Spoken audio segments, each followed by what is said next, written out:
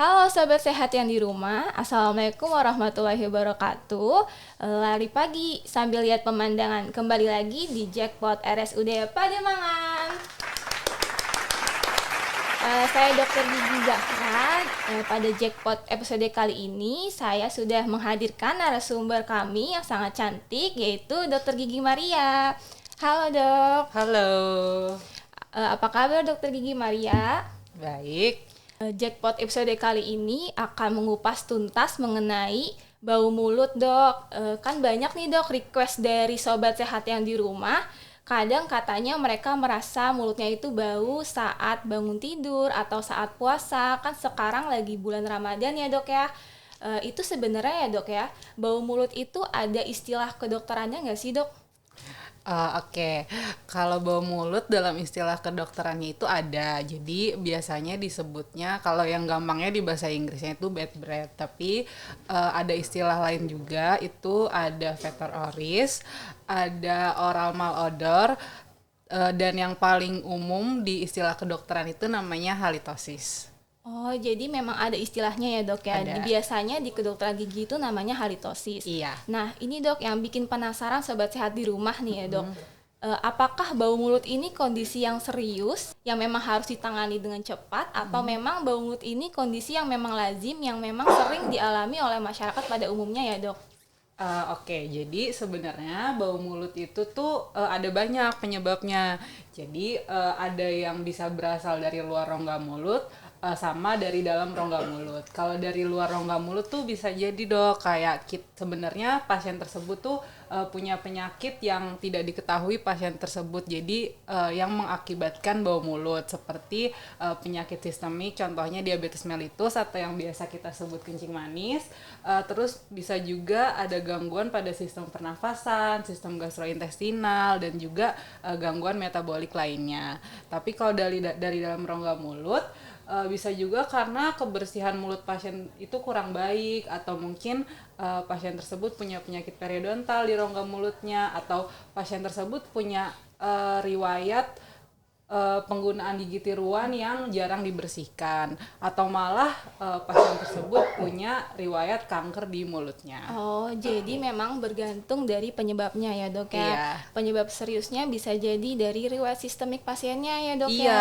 betul. Atau bisa jadi dari dalam mulutnya. Iya. Nah sebenarnya tadi kan dokter bilang kalau misalnya dari dalam mulut itu penyebabnya salah satunya kebersihan mulut yang buruk ya dok ya. Iya. Memang bagaimana ya kategori kebersihan mulut yang buruk itu jadi bisa membuat mulutnya lebih bau ya dok ya? Oke, jadi kan di rongga mulut kita ada banyak nih, ada gigi, ada gusi, ada lidah, dan lain-lain.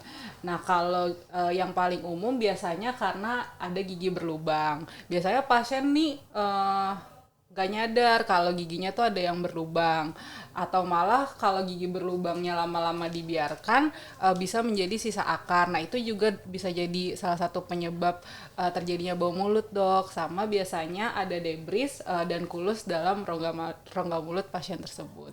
Oh, jadi memang ada beberapa kondisi ya dok ya, Iya. yang dapat mengakibatkan kebersihan rongga mulut pasien ini lebih buruk. Misalnya beberapa gigi yang memang harus dirawat seperti sisa akar gigi ya dok ya, gigi berlubang. Kemudian tadi dokter bilang ada debris dan karang gigi ya dok ya. Nah sebenarnya debris itu apa sih dok? Ini mungkin sobat sehat yang di rumah belum tahu nih dok istilah debris ya dok ya. Oke, jadi sobat sehat, debris itu adalah lapisan lunak di permukaan gigi yang disebabkan karena penumpukan sisa makanan yang tidak bisa dibersihkan. Nah, penumpukan sisa makanan ini kalau misalnya diam di situ terlalu lama, terus bercampur sama air liur dan juga bakteri dalam rongga mulut, bisa membentuk debris itu sendiri. Nah, debris ini kan lapisan lunak, jadi masih bisa dibersihkan dengan cara menyikat gigi. Tapi kalau debris tersebut gak dibersihkan, lama-kelamaan debrisnya akan mengeras dan akan membentuk karang gigi namanya, atau kalkulus. Nah, karang gigi ini gak bisa dibersihin dengan cara menyikat gigi aja, jadi harus dilakukan pembersihan karang gigi di dokter gigi. Oh, jadi memang debris itu sisa-sisa makanan yang nggak kesikat ya dok ya di sela-sela gigi, Iya. kemudian terbentuk lama-kelamaan jadi plak, terus nanti bisa jadi karang namanya kalkulus. Iya. Nah itu harus dilakukan perawatan ya dok ya. Iya. Perawatannya namanya apa dok kalau boleh tahu? Biasanya namanya scaling and root planning. Oke. Kalau bahasa kerennya. Oke. Nah, dok, ini kan tadi kalau misalnya penyebab bau mulut dari dalam rongga mulut itu juga bisa terjadi saat kita puasa nih, dok. Emang apa hubungannya puasa dan bau mulut ya, dok ya?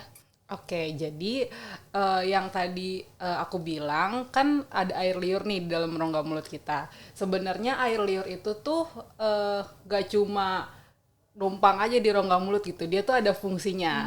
Nah, dia tuh berfungsi sebagai self cleansing namanya. Jadi dia tuh berfungsi untuk membersihkan rongga mulut kita. Nah, kalau kita lagi puasa, kita kan nggak makan, nggak minum, jadi kayak rongga mulut kita ototnya tuh kurang dipakai gitulah. Nah, karena rongga mulut kita kurang dipakai, otomatis sekresi air liurnya itu tuh kurang terstimulasi. Jadi volumenya tuh berkurang di dalam rongga mulut. Nah, si air liur yang berperan sebagai self cleansing tadi, karena volumenya berkurang, itu bisa mengakibatkan aktivitas bakteri penyebab bau mulut tersebut tuh meningkat aktivitasnya di dalam rongga mulut. Nah, itu yang bisa menyebabkan kenapa sih kalau puasa tuh kita lebih sering bau mulut daripada nggak puasa gitu. Jadi di bulan Ramadan ini memang wajar ya dok ya kalau kita lagi puasa terus Iya, mulutnya wajar. bau, itu memang pertama karena mulutnya jadi lebih kering karena otot-otot yang di mulut ini tidak dipakai ngunyah ya dok ya. Iya. Jadi air liurnya sedikit, sekresinya dan jadi itu cocok untuk aktivitas bakteri yang lebih cepat lagi ya dok, dan akhirnya mulutnya jadi lebih bau ya dok ya. Nah dok, ini kan kadang-kadang sobat sehat di rumah ini kadang kurang aware nih dok. Kita itu kadang kurang aware kalau misalnya mulut kita itu bau dok. Kadang kan yang tahu itu kadang lawan bicara kita nih dok. Iya. Sebenarnya ada cara tersendiri nggak sih dok untuk meriksa cara untuk tahu gimana sih kita tuh mulutnya bau atau enggak gitu?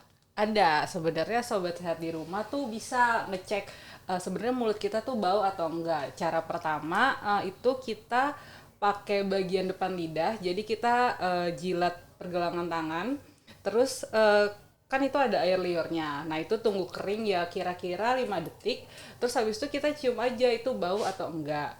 Nah, cara berikutnya juga ada. Jadi kita pakai sendok. Terus sendoknya itu kita puter. Nah, bagian belakang sendoknya ini kita scrape. Jadi kayak kita kikis gitu di bagian belakang lidah. Nah, nanti kan akan ada lapisan putih.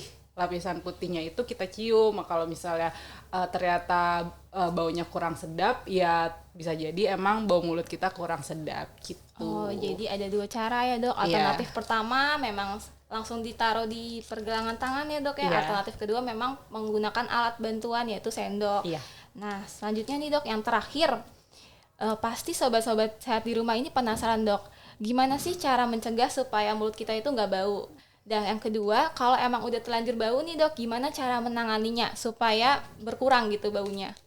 Oke, pertama tadi cara mencegah bau mulut dulu ya, khususnya di bulan Ramadan ini ya. Jadi pertama mungkin sobat sehat udah bosen kali dengernya ya. Jadi ya yang pasti kita harus sikat gigi 2 kali sehari. Nah waktunya jangan lupa, waktu yang benar itu setelah sarapan atau setelah sahur mungkin ya. Jadi sebelum kita beraktivitas sama sebelum tidur. Nah setelah itu jangan lupa untuk membersihkan sela-sela makanan yang ada di sela-sela gigi.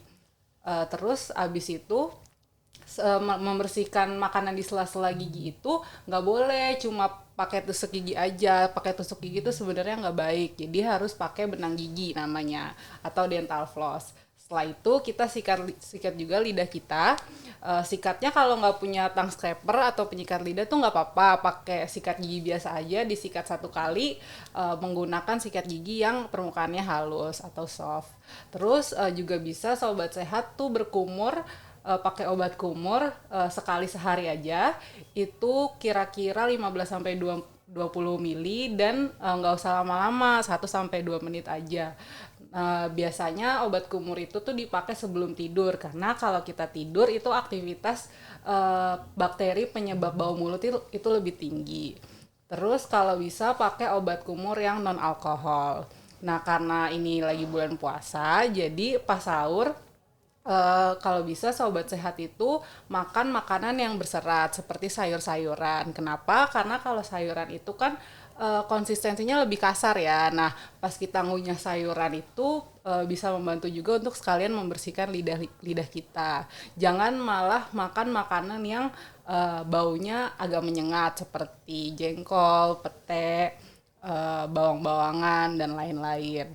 Terus di akhir sahur, sobat sehat jangan lupa untuk minum air putih yang banyak supaya nanti di siang hari mulut kita nggak kering, jadi nggak bau deh mulutnya. Oh, jadi cara mencegahnya dari cara menyikat giginya, Iya, kemudian alat bantunya pakai apa aja ya dok? Ternyata iya, bukan cuma pakai sikat gigi ya dok ya, tapi bisa pakai benang gigi juga. Terus apalagi dok tadi bersihin lagi giginya kalau misalnya memang ada karangnya ya dok iya, ya. Kemudian kalau misalnya ada sisa akar gigi dicabut ya dicabut dok. juga Kalau ke dokter misalnya ada gigi gigi. berlubang dirawat gitu ya dok ya. Iya. Nah dok kalau misalnya udah terlanjur nih dok, mulutnya bau, itu ada cara mengobatinya nggak ya dok? Oke, jadi kan sobat sehat sering denger nih kita tuh harus periksa ke dokter gigi 6 bulan sekali.